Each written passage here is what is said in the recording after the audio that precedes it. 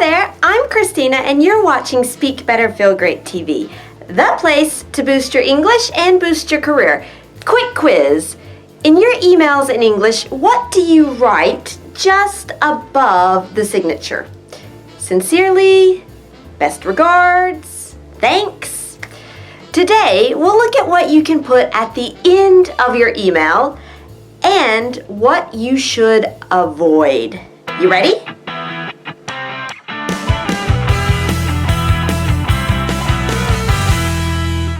First, this part of the email is called the closing salutation. The closing salutation because it closes your message. And in your closing salutation, first, let's look at the expressions that you should avoid. Thanks for your consideration. This is a bit too formal for most emails. You're going to seem cold and distant. That's my best cold and distant face. And if it's an email for a job search, it will seem as if you lack confidence. Et c'est pas bien de manquer de confiance face à un recruteur. Also avoid yours truly. This is okay. If you're 10 years old and you're writing a letter to your best friend. But if it's an email to a colleague or to your manager, it's not so good. No. And you can give the impression of being fake. Fake, it's superficial. Fake, no. Another one to avoid. Sincerely yours. What are you writing? A love letter? Nope. This expression is old-fashioned. Veillote. Old-fashioned. And it's much too formal for everyday emails. Unless you're looking to add a touch of old world charm to your emails. But in general, that's not the case. If today you are using one of these expressions in your emails, I suggest you replace it with one of the following closing salutations. Best or regards. This is the basic closing greeting. Short, neutral, efficient. Best or regards. Other good ones, best regards or kind regards. These are especially good for people that you don't know too well. Some people think that these are a little more formal than best and regards, but they're still part of the basic closing salutations. Sincerely. Yeah, why not? Sometimes.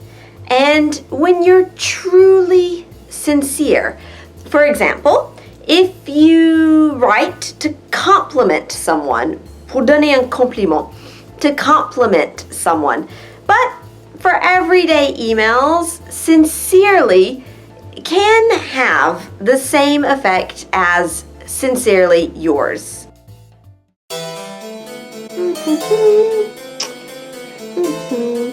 Sincerely yours.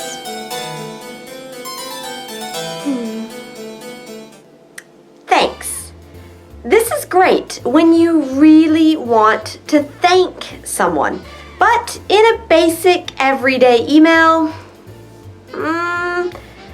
there are other choices that are better. But if someone really did something for you, thanks so much, and many thanks are all good. They're friendly and sincere. Just to recap, best or regards, best regards or kind regards, sincerely when you're truly sincere, for example, with compliments, thanks so much, and many thanks when you thank someone for a service. And you can use these closing salutations in, let's say, 98% of your emails, more or less. And that's it for today. C'est tout pour aujourd'hui. So that's it for today. But now, what about you? Which closing salutation do you use at the end of your emails? Tell us in the comments, and we'll see which is the most popular closing salutation from the Speak Better Feel Great community. If you liked this video, help me boost the English level of French people everywhere. Share this video with your colleagues on LinkedIn, Twitter, Facebook, or send the link by email. And if you want to boost your English and boost your career every week with me, go to ChristinaRobuffet.com and subscribe to receive email updates. Every week, you'll get a short English lesson, vocabulary, and exclusive bonuses that I only share with my Speak Better Feel Great ambassadors. Thank you so much for watching Speak Better Feel Great TV. I'm Christina, and I'll see you next time.